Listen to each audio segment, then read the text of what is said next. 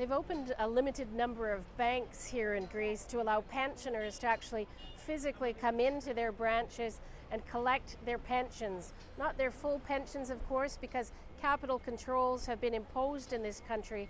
They're being allowed to take out 120 euros a week.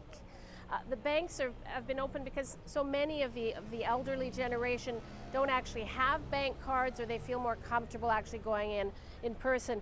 We've been speaking to a lot of people in line here, though. They're not very happy about having to stand in line for so long.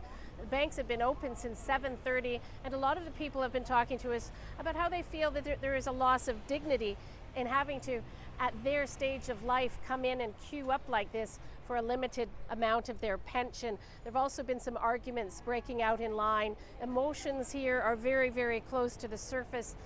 We talked to one man who said, "I'm 71 years old. This is what Alexis Tsipras has done to me, the left-wing government here.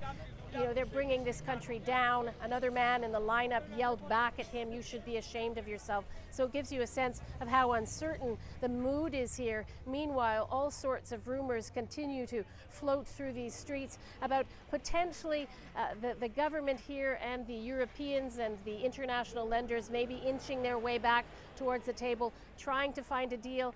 That's because, in part, there's so much pressure on the government now from the people who were afraid of a Greek exit from the Eurozone. You see the mayors of Athens, of Thessaloniki coming in and saying, look, don't do this.